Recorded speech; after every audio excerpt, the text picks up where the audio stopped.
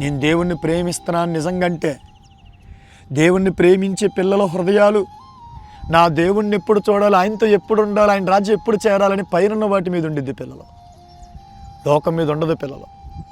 స్వచ్ఛంగా దేవుణ్ణి ప్రేమించే పిల్లల హృదయాలు ఖచ్చితంగా ఎవరి మీద ఉండిద్ది తెలుసా? దేవుడి మీద ఉండిద్ది. యేసుక్రీస్తు ప్రభువారు భూమి మీదకి వచ్చాడు, తండ్రిని పరలోకం విడిచిపెట్టి. ప్రభు భూమి మీద బ్రతికిన కాలం అంతా కూడా లోకం గురించి ఎప్పుడు గొప్పగా చెప్పలేదు పిల్లలు. లోకం లేదు, గొప్పదుందని చెప్పలేదు. మరి మొత్తం చేసింది ఎవరు? యేసు ప్రభువారే కదా. ఆయన చేసిన సృష్టిలో 33.5 సంవత్సరాలు బతికాడు. 3.5 సంవత్సరాల సువార్త అంతా కూడా మత్తయి సువార్త కాంచి యోహాను సువార్త వరకు ఎప్పుడు తండ్రి గురించి పరలోకం గురించి చెప్పాడు తప్ప లోకుల పరంత గొప్పదని చెప్పలేదు పిల్లలు. నిజంగా నేను దేవుణ్ణి ప్రేమిస్తాను ఎవరైనా అంటే వాళ్ళ మనసు ఎట్టు తెలుసా? నా దేవుణ్ణి ఎప్పుడు చూడాలి, ఆయనతో ఎప్పుడు ఉండాలి, ఆయన రాజ్యం ఎప్పుడు చేరాలి, ఆయన ఎప్పుడు కలుసుకోవాలి.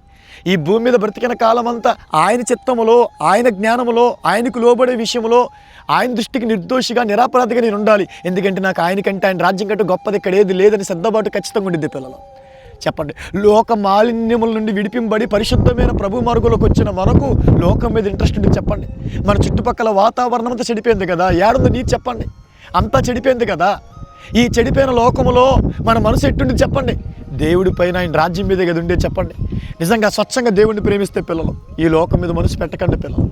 యేసుక్రీస్తు సమస్తం చేసిన దేవుడు ఇదిగో తండ్రి గురించి పరలోకం గురించి చెప్పాడు తప్ప లోకంలో పలందు గొప్పదని ఎప్పుడు చెప్పలేదైనా. ఎప్పుడు పరలోకం గురించి చెప్పాడు, లోకం గురించి చెప్పలేదైనా. నిజంగా యేసుక్రీస్తు నీకు అర్థమైతే, నిజంగా ఆయన్ని ప్రేమిస్తే ఆయనున్న రాజ్యం కోసం మనం కష్టపడాలి పిల్లలు. ఆయనతో జీవించే జీవితం కోసం ప్రయాసపడాలి పిల్లలు. చూడండి, ఆది కాలం నుండి ప్రకటన వరకు దేవుణ్ణి ప్రేమించిన భక్తులందరూ కూడా పరలోకం కొరకు సిద్ధపడ్డారు. పరమ తండ్రితో జీవించాలన్న ఆవేదన సిద్ధబాటు కలిగి ఉన్నారు, బాధ్యత కలిగి ఉన్నారు. ఎక్కడ కూడా లోకంలో మలినం లేకుండా రోషంగా బ్రతికారు. నిజంగా పిల్లలు ఆలోచించండి, యేసుక్రీస్తు నిజంగా ప్రేమిస్తే ఆయనతో పాటు జీవించాలన్న ఆశ మనకు ఉండాలి పిల్లలు. ఆయన రాజ్యం చేరాలన్న కోరిక మనకు ఉండాలి పిల్లలు. కొంతకాలం ఎప్పుడు వెనకడుగేయకు. యేసుక్రీస్తు వచ్చాడు, 33.5 సంవత్సరాలు చెప్పాడు. మరణం తర్వాత వచ్చే జీవితం గురించి గొప్పగా చెప్పాడు. బుద్ధి లేనివాడు లోకములో నా ఇష్టమని చచ్చేంత వరకు వాడు లోకపు మాయలో ఉంటాడు.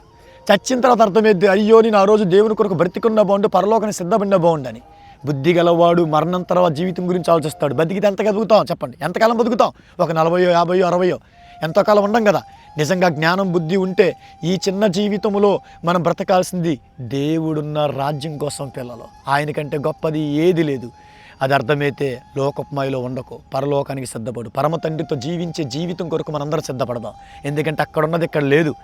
ప్రభువే నడిపిస్తాడు, ప్రభువే విజయం ఇస్తాడు, ప్రభువే మన మార్గం సరళం చేసి తన రాజ్యాన్ని తీసుకెళ్తాడు. దాని కొరకు పరిపూర్ణంగా సిద్ధపడండి, వెనకడుగు వేయకు.